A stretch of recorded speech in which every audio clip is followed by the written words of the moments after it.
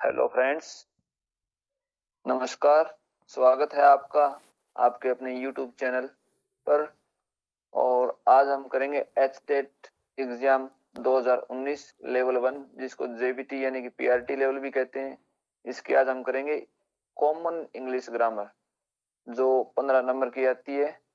तो अगर आपको वीडियो पसंद आए तो आप हमारे यूट्यूब चैनल को शेयर करें, लाइक करें और सब्सक्राइब भी करें। तो अब हम करते हैं बिना किसी देरी के शुरुआत। इसका क्वेश्चन नंबर है 46। Choose the most appropriate modal for the blank. इसमें blank you like a cup of coffee. इसमें ऑप्शन दिया है कैन, वुड, मस्ट और विल नॉट। इसमें आंसर आएगा इसका वुड, क्योंकि कैन, मस्ट, विल नॉट नहीं आ सकते। कैन किसी क्वालिफिकेशन के लिए आता है, मस्ट किसी नेसेसरी थिंग्स के लिए आता है, और विल नॉट भी नहीं आ सकता क्योंकि इसमें नेगोशिएशन दिया हुआ है। तो इसका आंसर होगा वुड। क्वेश्चन नंबर है 47। Choose the most appropriate preposition. He died blank cancer, by, from, of, at. तो इसका आंसर होगा 3, ऑप्शन ऑफ, क्योंकि बाय भी नहीं आ सकता, फ्रॉम भी नहीं आ सकता और एट भी नहीं आ सकता। वो कैंसर से मरा है। He died of cancer. Question number है 48। Choose the correct one. I was tired because I blank for a long time. तो इसके एक तरफ पास्ट इंडेफिनिट टेंस दिया है, वाज टायर्ड, और दूसरी तरफ पास्ट के सामने हमेशा ही पास्ट ही आता है। तो इसमें हैव बीन वर्किंग और एम वर्किंग दोनों नहीं आ सकते, क्योंकि ये दोनों प्रेजेंट हैं। बच गया वाज वर्किंग और हैड बीन वर्किंग। तो वाज वर्किंग तो नहीं आ सकता क्योंकि इसमें फॉर ए लॉन्ग टाइम, जो कि पास्ट परफेक्ट कॉन्टिन्यूस का फॉर्मेशन है, तो इसलिए इसमें आएगा हैड बीन वर्किंग। इसका तीसरा ऑप्शन सही होगा। आगे question number 49। Fill in the blank by choosing the correct option. He is busy, he is got blank work to do. इसमें पहला है सम, दूसरा है एनी, तीसरा है समथिंग और चौथा है फ्यू। तो इसमें आएगा some. He is busy, is got some work to do, यानी कि वह बिजी है, इसे कुछ काम मिल गया है, तो इसलिए आएगा सम। आगे question number 50। Choose the most appropriate form of indirect speech from the given sentence. He said, comma inverted comma, begin, her sister will arrive from Mumbai today। तो इसका पहला ऑप्शन है he said that her sister will arrive from Mumbai that day। दूसरा है he said that her sister will be arrived from Mumbai today। तीसरा है he said that her sister would arrive from Mumbai that day।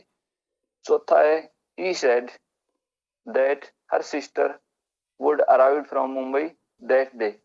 तो इसका सही answer आएगा तीसरा, he said that her sister would arrive from Mumbai that day, क्योंकि इसके rule और रेगुलेशन सारे इसी में फॉलो हो रहे हैं, बाकी में रूल रेगुलेशन फॉलो नहीं हो रहे। तो इसलिए इसका तीसरा आंसर ही होगा, जो कि है he said that her sister would arrive from Mumbai that day। Question number है 51। Choose the correct एंटोनियम्स। इसमें वर्ड दिया है अबेंडन। अबेंडन मीन्स होता है रोकना, बहिष्कार करना किसी चीज का। तो इसका जो पहला ऑप्शन है वो है क्विट। क्विट मीन्स होता है छोड़ना। रिजाइन, त्यागना, सरेंडर, आत्मसमर्पण करना।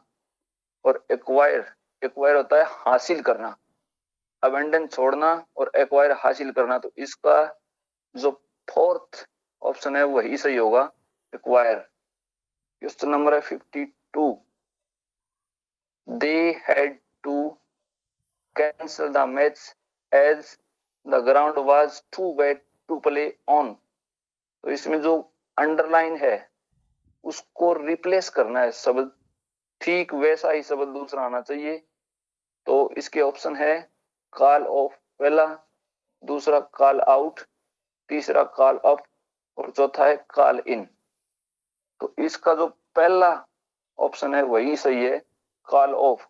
कॉल ऑफ का मीनिंग भी रद्द करना होता है, बाकी कॉल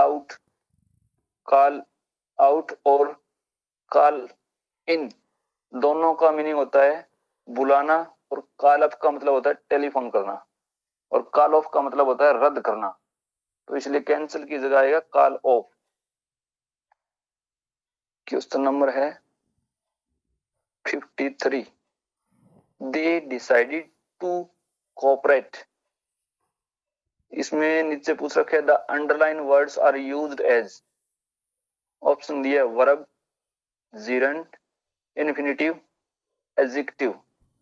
तो इसका जो करेक्ट आंसर होगा वो इन्फिनिटिव, क्योंकि टू प्लस वर्ब की फर्स्ट फॉर्म इन्फिनिटिव का फॉर्मेशन है, इसलिए इसका जो आंसर है वो तीसरा ही होगा, इन्फिनिटिव।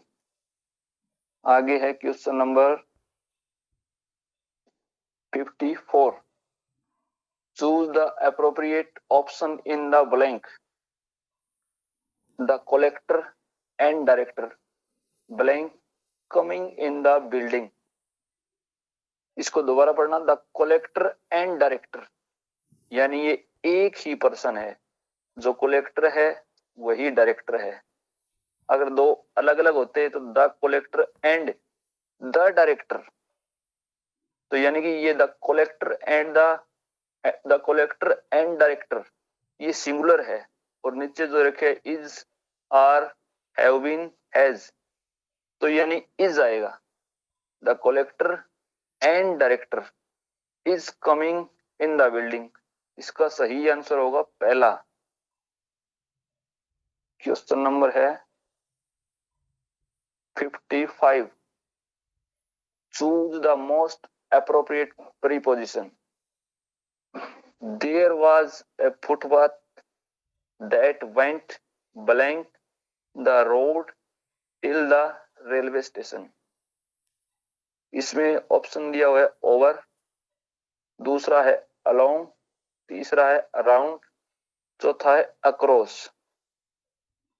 तो जो ऊपर दे रखा है there was a footpath that went blank the road till the railway station, यानी इसमें जो सही आंसर होगा वो अलोंग होगा। जो फुटपाथ है वो रोड के साथ साथ रेलवे स्टेशन तक जाती है, तो यानी कि जब दो पैरेलल वस्तु की या थिंग्स की कोई बात होगी तो अलोंग आता है। 56, question number 56। Which of the word is correctly spelled. सही स्पेलिंग बतानी है। तो इसका जो पहला है गारंटी, दूसरा गारंटी, तीसरा गारंटी, चौथा गारंटी, इसमें सही स्पेलिंग होगी वो है दूसरी, दूसरा ऑप्शन है वो बिल्कुल सही होगा, GUARANTEE, गारंटी। आगे क्वेश्चन नंबर है 57। इसमें लिखा है amusement is a noun with meant as a suffix, which of the following option will become a noun if we add the suffix meant। यानी इसने कहा कि अगर हम जो ये नीचे ऑप्शन दिए हुए उनमें कौन से में मेंट लगाएं कि वो नाउन बन जाए। करेक्टमेंट, करेक्टमेंट कोई शब्द नहीं होता। दूसरा है इंटरटेन, इंटरटेन दे रखे, आगे मेंट लगाएंगे तो इंटरटेनमेंट, इंटरटेनमेंट एक शब्द होता है और वो नाउन भी होता है, तो इसका जो आंसर होगा वो दूसरा ही होगा, इंटरटेनमेंट। क्योंकि कलरमेंट भी नहीं होता और एक्सट्रोडमेंट भी नहीं होता, इसलिए जो इसका आंसर है वो करेक्ट दूसरा ही होगा, एंटरटेनमेंट। आगे क्वेश्चन नंबर है 58।